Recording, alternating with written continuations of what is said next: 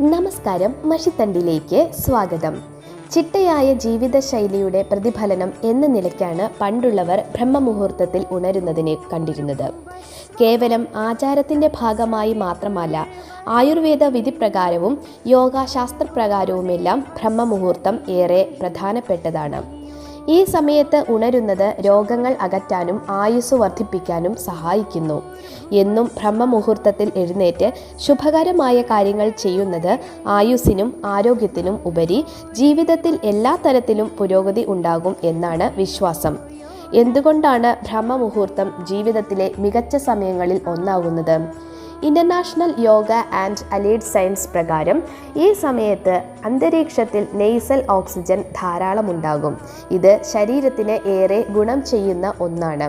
ഈ സമയത്ത് ഉണർന്നെഴുന്നേറ്റ് ശ്വസനക്രിയ ചെയ്താൽ ഹീമോഗ്ലോബിനുമായി ചേർന്ന് ഓക്സി ഹീമോഗ്ലോബിൻ ഉണ്ടാകും. ശരീരത്തെ ശക്തിപ്പെടുത്താനും പ്രതിരോധശേഷി വർദ്ധിപ്പിക്കാനും ഇത് ഉത്തമമാണ്. ഈ സമയത്ത് ഉണർന്നെഴുന്നേൽക്കുന്ന വ്യക്തിക്ക് നല്ല ഊർജം അനുഭവപ്പെടും. ബ്രഹ്മത്തെ സംബന്ധിച്ചത് എന്ന് അർത്ഥമുള്ള ബ്രഹ്മവും ശുഭസമയം എന്ന അർത്ഥമുള്ള മുഹൂർത്തവും ചേർന്നാണ് ബ്രഹ്മമുഹൂർത്തം എന്ന പദം ഉണ്ടായത്.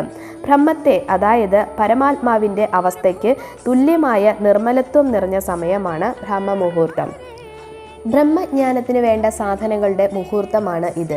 ഈ സമയത്ത് പ്രകൃതിയുടെ തമോ ഗുണം അകലുകയും സത്വഗുണം ഉദിക്കുകയും ചെയ്യുന്നു. പ്രകൃതി ശാന്തതയും നിർമ്മലതയും കൈവരിക്കുകയും ചെയ്യുന്നു. പ്രകൃതിയുടെ ഈ മാറ്റം മനസ്സിലാക്കി കിളികൾ ഉണരുകയും കുളിർക്കാറ്റ് വീശുകയും ചെയ്യുന്നു. ബ്രഹ്മമുഹൂർത്തത്തിൽ ഉണർന്ന് ആത്മാവിഷ്കാരങ്ങളോ ദേവപൂജയോ നടത്തുന്ന മനുഷ്യന്റെ ബുദ്ധിയിൽ സാത്വിക ഗുണം കൂടുതൽ പ്രകാശിക്കുകയും സത്യത്തെ അറിയാൻ പ്രാപ്തനാകുകയും ചെയ്യുന്നു.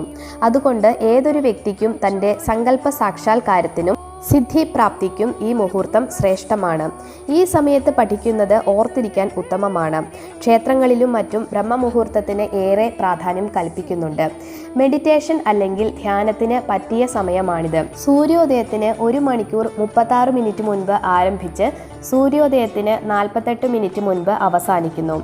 രാത്രിയുടെ അവസാന ഘട്ടമോ മുഹൂർത്തമോ ആണ്. രാത്രിയിലെ 14ാമത്തെ മുഹൂർത്തമാണ് ബ്രഹ്മമുഹൂർത്തം. ഒരു മുഹൂർത്തം 48 മിനിറ്റ് ദൈർഘ്യമുള്ളതാണ്. ഒരു രാത്രി മുഴുവൻ 15 മുഹൂർത്തങ്ങൾ ഉൾക്കൊള്ളുന്നു. ഭൂമിശാസ്ത്രപരമായ സ്ഥാനവും വർഷത്തിൻ്റെ സമയവും അനുസരിച്ച് ഓരോ ദിവസവും സൂര്യോദയ സമയം വ്യത്യാസപ്പെടുന്നു. ബ്രഹ്മമുഹൂർത്തത്തിൻ്റെ സമയവും അതിനനുസരിച്ച് വ്യത്യാസപ്പെടുന്നു. ഉദാഹരണത്തിന്, സൂര്യോദയം രാവിലെ 6-ന് ആണെങ്കിൽ ബ്രഹ്മമുഹൂർത്തം 4:24-ന് ആരംഭിച്ച് 5:12-ന് അവസാനിക്കും. സൂര്യോദയത്തിന് 7:30 നാഴിക മുമ്പുള്ള സമയമാണ് ബ്രഹ്മമുഹൂർത്തം, അതായത് സൂര്യൻ ഉദിക്കുന്നതിന് 3 മണിക്കൂർ മുമ്പുള്ള സമയം. ഓരോ സീസൺ അനുസരിച്ചും സൂര്യോദയം വ്യത്യാസപ്പെടുന്നതിന് അനുസരിച്ച് ബ്രഹ്മമുഹൂർത്തവും വ്യത്യസ്തമാണ്. എങ്കിലും ഇത് ഏകദേശം 4:30 മണിയോടെയാണെന്ന് അനുമാനിക്കാം. എന്നിരുന്നാലും ബ്രഹ്മമുഹൂർത്തത്തിൽ എഴുന്നേൽക്കുന്നവർ ചില കാര്യങ്ങൾ ശ്രദ്ധിക്കേണ്ടതുണ്ട്. ബ്രഹ്മമുഹൂർത്തത്തിൽ എഴുന്നേൽക്കുന്നവർ വൈകി ഉറങ്ങുന്നത് അനാരോഗ്യകരമായി കണക്കാക്കുന്നു.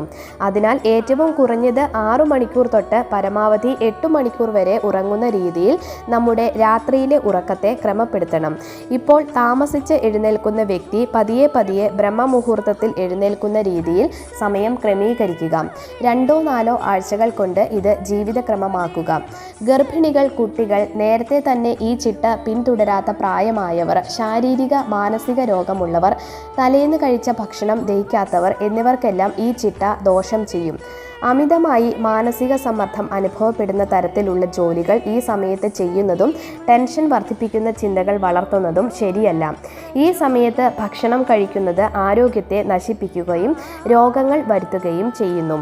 ഇതിനാലൊക്കെ ധ്യാനത്തിനും പഠനത്തിനും മാത്രമായി പൂജകൾക്കും ഈശ്വരാരാധനയ്ക്കുമായും ഈ സമയം തിരഞ്ഞെടുക്കുക.